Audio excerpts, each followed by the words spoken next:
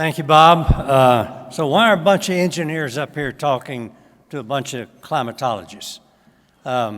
We got to get a little bit background on the right climate stuff.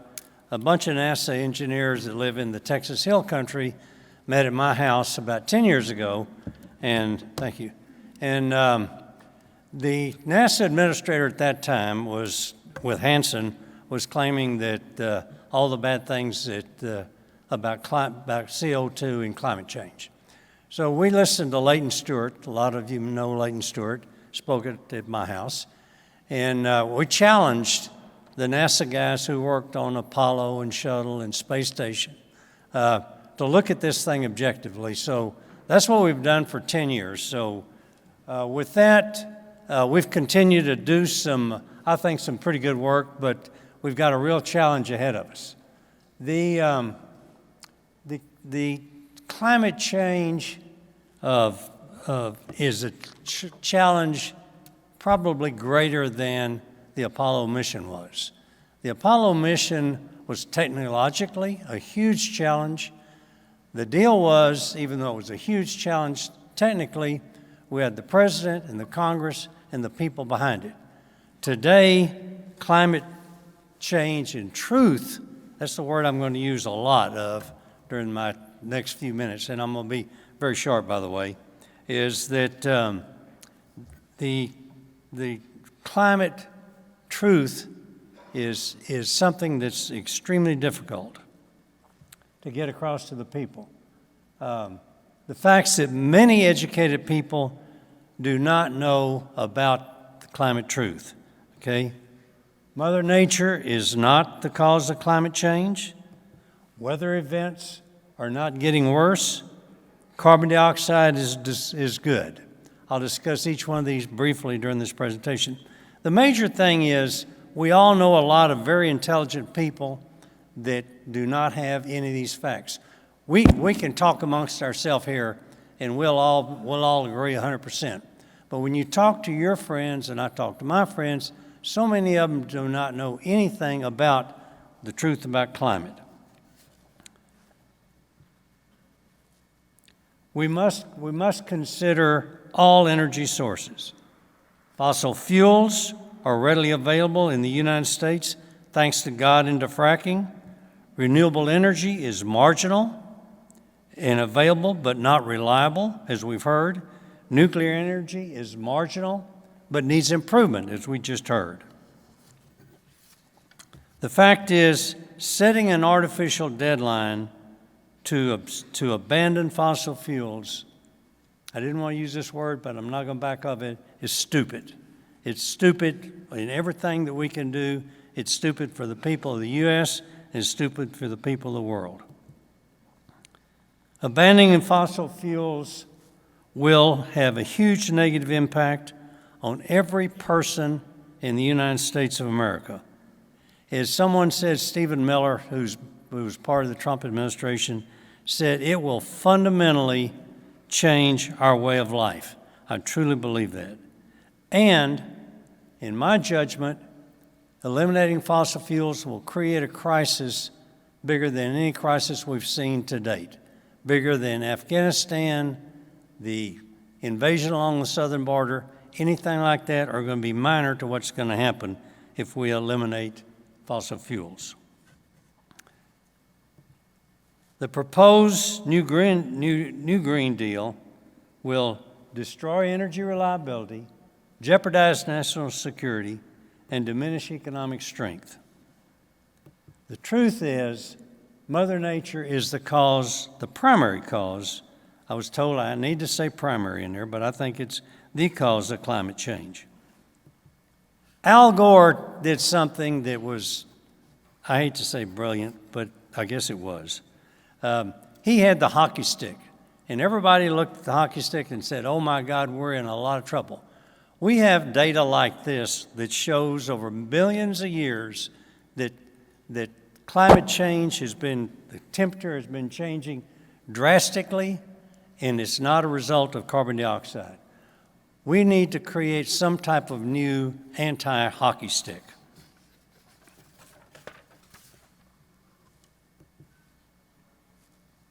We're at, and so what do we know about the temperature on the Earth? What does it do? It correlates with solar activities, as you can see in the left-hand chart. It does not correlate with carbon dioxide. Weather events are worsening. This is not true. As we've seen earlier today, the number of hurricanes is not increasing, both in the southern and the northern hemisphere or in the world. The truth is the number of tornadoes is not increasing. The truth is droughts are not increasing. The truth is floods are not increasing. The truth is wildfires are not increasing. The truth is carbon dioxide is good. If we can get all those messages across in some way to most of the people in the United States, I think we'll win this battle. Carbon dioxide is increasing and is shown by, I think we saw this earlier 2 or 3 times today, the Earth is greening as a result. We've just seen that we need, as Bob pointed out, we need all forms of energy. Every kind of wind, solar, nuclear, and fossil fuels. I'm going to not repeat what Greg Goodnight said. Increasing capacity in wind and solar, it destabilizes the grid, especially in Texas. That's been demonstrated. Dispatchable thermal plants must be incentivized. Nuclear power needs to be updated. So what's happening in our legislation, okay? There are a couple of things. The $1.2 trillion is being proposed as part of the Jobs Act. Put things in perspective. $80 billion is to address climate crisis. Well, I started with the Apollo program. In today's dollars, the Apollo program costs $120 billion. So what's proposed in this legislation is 2/3 of the cost of an Apollo program just to address climate crisis in the $1.4 trillion bill. In the $4.3 trillion bill, okay, even more so, this is equivalent to 36 Apollo programs. So I decided I'm going to have a new metric now. Instead of billions or trillions, I'm going to do in terms of Apollo programs. So that's 36 Apollo programs. It's absolutely crazy. We can see the benefits of what concentrated effort can do in doing things. To go to something like it's also proposed by the Energy and Commerce Committee is just tilting the scales completely in the favor of wind and solar, which is crazy. Hate to say it, but even Texas is drinking the Kool-Aid, okay? We've got to dispense from counting on wind and solar to the extent that it has. In summary, okay, the use of fossil fuels is not the primary cause of climate change. Unnecessarily eliminating fossil fuels will result in a major crisis. I submit to you a crisis bigger than anything we've ever seen for humans on Earth. Renewable energy is not reliable. Eliminated fossil fuels will fundamentally, I'll repeat again, change our way of life. American lives matter. In conclusion, the pending legislation to abandon fossil fuels must not be passed. Now's the time to meet the challenge and assure availability of abundant, reliable, and affordable energy. A coordinated campaign in the United States is critical. Bob mentioned the Manhattan Project as being something that the nation came together on. The Apollo mission was something the nation came together on, and we collectively need to establish a truth squad. There's another squad in Washington, D.C., but I think we ought to use the same term, call ourselves the Truth Squad. and get out and let people understand exactly what we are. We need to understand the objective of that Truth Squad would be, oops, I'm getting ahead of myself, sorry.